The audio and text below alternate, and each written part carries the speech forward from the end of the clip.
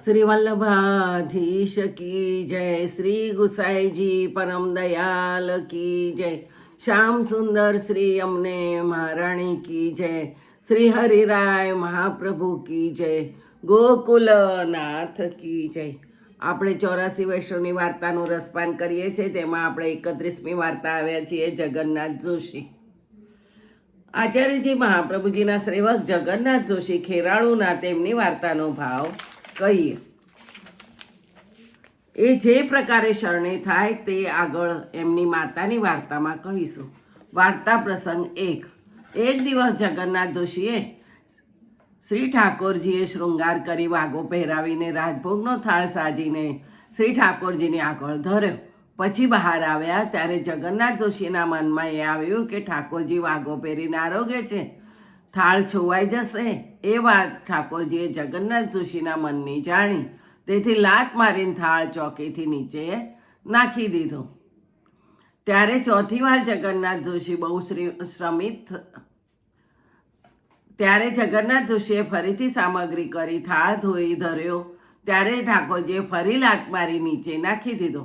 ફરીથી સામગ્રી કરી તેમજ થાળ ધર્યો. ત્યારે પણ ઠાકોરજીએ લાત મારી નીચે નાખી દીધો.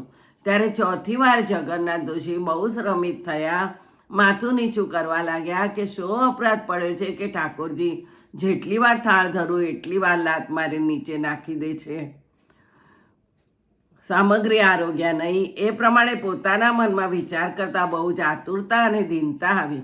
ત્યારે ઠાકોરજીએ કહ્યું કે તું થાળ છોવાયાથી ડરે છે તો મારી આગળ શા માટે ધરે છે? એ સાંભળતા જગન્નાથ જોશીએ નાક ઘસીને બહુ જ વિનંતી કરી, મહારાજ, હું ચૂક્યો, મારો અપરાધ ક્ષમા કરો, હું તો કંઈ જાણતો નથી. એ પ્રકારે ઘણા કાલાવાલા કર્યા ત્યારે આરોગ્યા. ભાવ પ્રકાશ એનો અભિપ્રાય શ્રી આચાર્યજી સુબોધિનીજીમાં કહે છે કે ઠાકોરજીની લીલામાં અને ઠાકોરજીના સ્વરૂપમાં બે ભાવના કરે તો ઠાકોરજી અપ્રસન્ન થાય છે. એક અસંભાવના, બીજી વિપરીત ભાવના. અસંભાવના એ જે ઠાકોરજીએ અન્ય સાથે વિહાર કર્યો અને ઠાકોરજી હીન જાતિના ઘરે કેમ આરોગતા હશે? ઠાકોરજીના આડેથી આ વસ્તુ અભડાઈ જશે. અહીર જાતિને ત્યાં વિનાનાએ કેમ ભોજન કર્યું? શ્રી ઠાકોરજીને ફલાણો રોગ થયો, ઠાકોરજી નિત્ય તો પ્રમાણસર આરોગે છે, અંકુટમાં આટલું બધું કેવી રીતે આરોગતા હશે? ઠાકોરજી હવે વૃદ્ધ થયા, ઠાકોરજીએ આ લીલા કેમ કરી? આવા નાના પ્રકારના કુતર્ક પ્રભુમાં આપણે નહીં કરવા, કેમ કે પુરુષોત્તમ સહસ્રનામમાં કહે છે કે તર્કાગોચર કાર્યકૃત. પ્રભુનું કાર્ય તર્કથી અગોચર છે. કોઈની બુદ્ધિમાં તર્કમાં આવે નહીં. કરતું અકર્તું અન્યથા કરતું સર્વ સામર્થ્યયુક્ત ઠાકોરજી છે. આ અસંભાવના કહેવાય. અને વિપરીત ભાવના એ કે ઠાકોરજીના મુખમાં વાસ આવશે, તેથી વાસણ દાંતણ કરાવવું, એક ઠેકાણે ખર્ચુની ભાવના કરવી. 84 કોષ વ્રત છે, એક દિવસમાં કેવી રીતે ફરે? આટલી ગાય છે, કેવી રીતે દોતા હશે? આટલા વ્રજમાં પ્રગટ્યા, હવે વ્રજમાં ક્યાં છે? કઈ વ્રજમાં દેખાતા નથી. વિહીન વસ્તુ ગાજર, મૂળા, કલિંગળ આદિ બધું ઠાકોરજીએ પ્રગટ કરી છે, તો તેનો ભોગ ધરવામાં શું બાધક છે? ઇત્યાદિ વિપરીત ભાવના થઈ. પરંતુ જગન્નાથ જોશીનો તો એક સરળ સ્વભાવથી તેમને આવી ભાવના થઈ. તેથી ઠાકોરજી બોલ્યા, જે થાળ છોવાઈ જશે મારી આગળ ન ધરીશ. ત્યારે અપરાધ ક્ષમા કરાવ્યો. પોતાની અજ્ઞાની માન્યા. એ પ્રકારે અસંભાવના વિપરીત ભાવનાથી ઠાકોરજીએ અપ્રસન્ન થઈ જણાવ્યું, તો એવું ન કરવું. વાર્તા પ્રસંગ 2. બીજું, જગન્નાથ જોશી ઠાકોરજીને ગરમ ખીર ભોગ ધરે તે જ પ્રકારે શ્રી ઠાકોરજી ગરમ ખીર આરોગતા. પછી કેટલાક દિવસમાં શ્રી આચાર્ય ખેરાળુ ગામમાં જગન્નાથ જોશીના ઘરે પધાર્યા. ત્યારે શ્રી ઠાકોરજીના હોઠ અને જીભ બહુ જ રાતા જોયા. ત્યારે શ્રી આચાર્યજીએ શ્રી ઠાકોરજીને પૂછ્યું, બાવા, જીભ ઓષ્ટ બહુ જ રાતા કેમ છે? ત્યારે ઠાકોરજીએ કહ્યું, જગન્નાથ જોશી ગરમ ખીર ભોગ ધરે છે, તેથી હું ગરમ આરોગું છું. ત્યારે આચાર્યજીએ જગન્નાથ જોશીને કહ્યું કે તું ગરમ ખીર ઠાકોરજીને ભોગ ધરે છે? ત્યારે જગન્નાથ જોશી કહે, મહારાજ, અમે એમ જાણ્યું કે આપ ગરમ સામગ્રી આરોગો છો, તેથી સમર્પીએ છીએ. આચાર્યજી કહે, ખીર બહુ ગરમ ન સમર્પીએ, આંગળી નાખીને જોઈએ, આંગળી સહે ત્યારે ભોગ ધરીએ, બીજી સામગ્રી ગરમ ધરીએ તેની ચિંતા નહીં. ત્યારથી જગન્નાથ જોશી ઠંડી કરીને ખીર ધરવા લાગ્યા. ત્યાં એ સંદેહ થાય કે ઠાકોરજી ગરમ કેમ આરોગ્યા, જગન્નાથ જોશીને કેમ ન કહ્યું.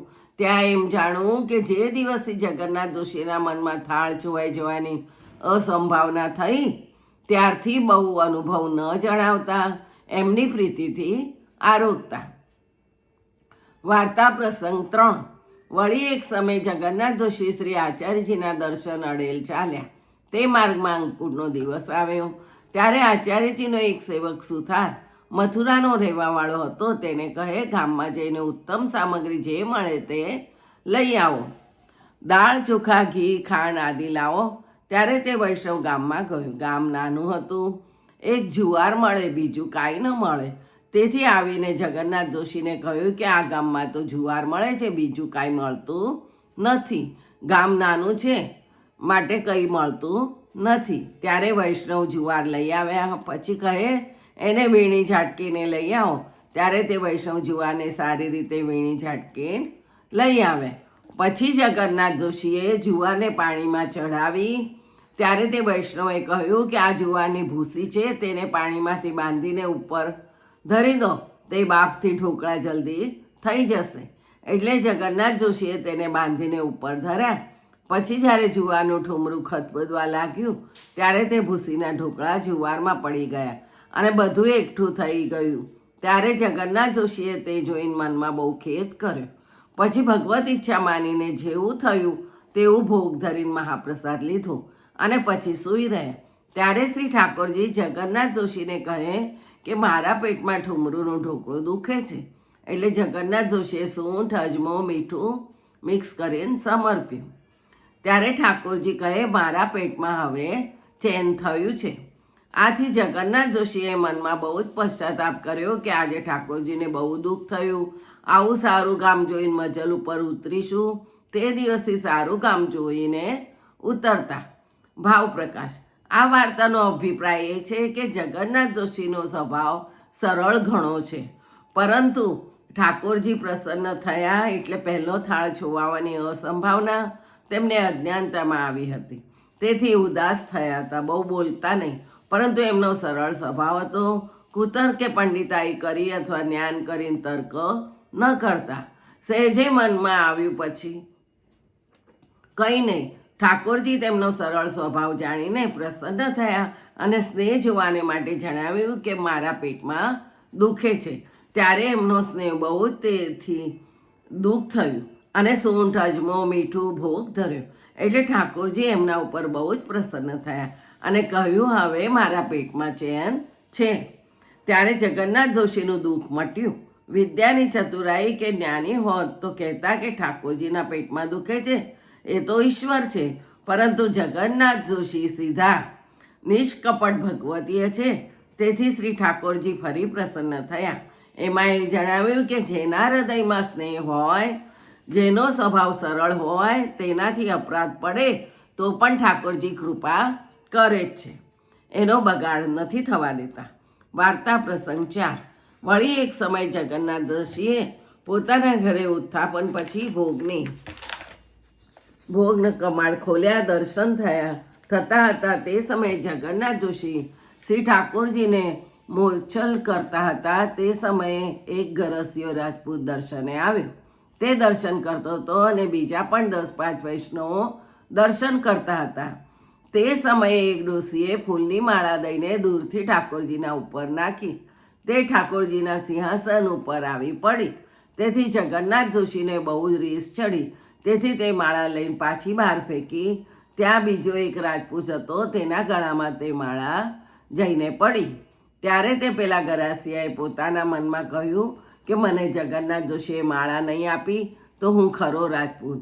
ત્યારે કે જ્યારે જગન્નાથ જોશીને ઠાર મારો. તેથી તલવાર લઈને ફરી, પરંતુ દાવ ન મળે. એક દિવસ જગન્નાથ જોશી ખર્ચું દાંતણ પાણી કરીને ગામ બહારથી આવતા હતા. ત્યારે તે ગરસિયા રજપૂતે પાછળથી આવી જગન્નાથ જોશીના ઉપર તલવાર ચલાવી. ત્યારે ઠાકોરજી આવી તે રજપૂતનો ઉપરથી હાથ પકડી લીધો ને બોલ્યા, એને ન માર. ત્યારે તે રજપૂતે બહુ જ જોર કર્યું, પરંતુ હાથ ઉપર રહી ગયો, ચાલ્યો નહીં. જગન્નાથ જોશી પાછા ફરીને જુએ છે તો ઠાકોરજી શ્રમિત ઊભા છે. ત્યારે જગન્નાથ જોશીએ કહ્યું, ફીટ રે બાપી, આ શું કર્યું? તે રજપૂત તલવાર નાખીને જગન્નાથ જોશીના પગમાં પડ્યો. કેમ કે રજપૂતે જાણ્યું કે એ મહાપુરુષ છે, હાથ ચાલ્યો નહીં, તેથી તલવાર ભૂમિમાં નાખીને પગે પડ્યો. પછી કહ્યું, મારો અપરાધ ક્ષમા કરો. જગન્નાથ જોશીએ ઘણું કહ્યું, પરંતુ છોડે નહીં. કહે, મને સેવક કરો, તમે ભગવતીઓ છો, હું તો પાપી છું. તમારી કૃપાથી મારો ઉદ્ધાર થશે, નહીં તો મારું ઠેકાણું નથી. ત્યારે જગન્નાથ જોશીને દયા આવી અને કહે, ઘરે ચાલો, તમને નામ સંભળાવીશું. પછી ઘરે આવી પોતે નાહ્યા, તે રજપૂતને નવડાવીને નામ સંભળાવ્યું. પછી શ્રી ગુસાઈજી ગુજરાત પધાર્યા. ત્યારે રજપૂતને શ્રી ગુસાઈજી પાસે ફરી નામ સંભળાવ્યું. તે રજપૂત સારો વૈષ્ણવ થયો. ભગવતીની પાછળ વેરભાવથી મારવાને દોડ્યો, પણ ઉદ્ધાર થયો. તે પ્રીતિ કરી ભગવતીનો સંગ કરે તો તેનો ઉદ્ધાર થાય, તેમાં શું કહેવું? બીજું, જગન્નાથ જોશીને મંદિરમાં શ્રી ઠાકોરજીની આગળ ક્રોધ ચડ્યો તથા માળા બહાર ફેંકી. ક્રોધ ચાંડાળનું રૂપ છે, તેથી અપરાધ પડ્યો. તેનો દોષ નિવૃત્ત કરવાને માટે તે રજપૂત દ્વારા જગન્નાથ જોશીના ઉપર તલવાર ચલાવરાવી. તેથી અપરાધ દૂર થયો અને સાથોસાથ તે રજપૂતનો ઉદ્ધાર પણ થયો.